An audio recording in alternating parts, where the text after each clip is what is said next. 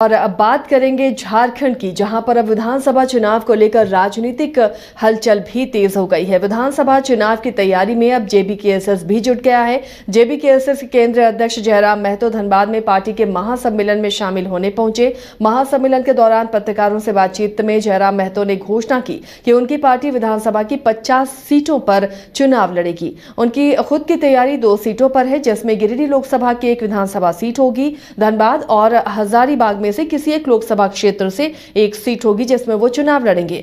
विधानसभा चुनाव के मुद्दे गिनाते हुए उन्होंने कहा कि 24 सालों में झारखंड में एक मजबूत डोमिसाइल पॉलिसी नहीं होने की वजह से नियोजन नीति सही नहीं बन पाती, जिसके कारण जब भी वैकेंसी आती है सीटें गैर झारखंडियों में बढ़ जाती हैं। आज की बैठक हमारी केंद्रीय कार्यकारिणी समिति, तमाम विंग और धनबाद और बोकारो जिला कार्यकारिणी समिति की थी, हो ही रही है। और आज की बैठक को इसलिए बुलाया गया है ताकि हम लोग विधानसभा के चुनाव में हम लोग की तैयारियां क्या होंगी, कैसे हम लोग विधानसभा के चुनाव को फतह करेंगे, इस राज्यवासियों के जो मुद्दे हैं उनके समाधान के लिए जाके नीति नियम बनाने में हस्तक्षेप कैसे करेंगे, इन सब गंभीर विषयों पर चर्चा परिचर्चा की जा रही है। चर्चा परिचर्चा भी जारी भी है। कितने सीटों पर तैयारी है? देखिए, 50 से अधिक सीटों पे हमारी तैयारी है, क्योंकि लोकसभा में हम लोग 8 सीटों पे लड़े थे जिनमें 46 सीटें आती है, तो उनमें तो तैयारी है ही है। हर एक क्षेत्रों में हमारे कैडर हैं, कम है कहीं अधिक है, और विधानसभा चुनाव के नज़दीक जाते जाते उनकी संख्या में इजाफा होगा, दुगनी होगी तिगुनी होगी, तो उन सीटों पे लड़ेंगे। उसके अलावा 2-4 विधानसभा लोकसभा छूटे थे, उन सीटों पे भी हम लोग चुनाव लड़ेंगे। लोकसभा का चुनाव आपने लड़ा, आखिर कहाँ चूक रही? जी कुछ चूक रही, देखिए समीक्षा हुई है। हाँ, उनकी भी समीक्षा हो रही है। लोकसभा चुनाव जो हुआ उसमें हमारी चूक रही कि हमारे पास जो कैडर नहीं थे। चुनाव हम लोगों ने केवल एक इमोशन से चुनाव लड़ा।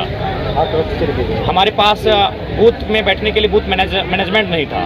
अगर बूथ मैनेजमेंट होते हैं, अगर एक बूथ में मान के चलिए 20 वोट ही एक्स्ट्रा ऐड होते हैं, तो हमारे पास मान के चलिए 2000 बूथ हैं, तो 2000 को आप 20 से गुना करके देख लीजिए। तो कुल मिलाकर हमें लगता है कि बूथ मैनेजमेंट में हमारी कमी रही, हमारी कमी जो हमारी केडर्स रहे उनमें कमी रही।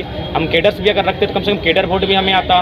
और सबसे महत्वपूर्ण बात होती है, कहीं ना कहीं जो एक स्ट्रेटजी प्लान तैयार होती है वो प्लान कभी नहीं रहा। हम लोग हमेशा सभाओं में रहे, हमेशा रोड में। एमिटी यूनिवर्सिटी का पटना और रांची कैंपस पिछले कई सालों से लगातार शिक्षा के क्षेत्र में अनमैच्ड एक्सीलेंस प्रदान कर रही है। यूनिवर्सिटी रिसर्च और इनोवेशन और के कल्चर को बढ़ावा देती है, और यही कारण है कि यहाँ के शिक्षकों और छात्रों ने मिलकर अब तक 1000 से ज्यादा रिसर्च पेपर और 100 से ज्यादा पेटेंट फाइल किए हैं। 26 से अधिक पेटेंट पब्लिश्ड हुए हैं और 3 पेटेंट ग्रांट भी हो चुके हैं। और यही नहीं, यहाँ के फैकल्टीज और स्टूडेंट 100 से अधिक किताबें पब्लिश भी कर चुके हैं।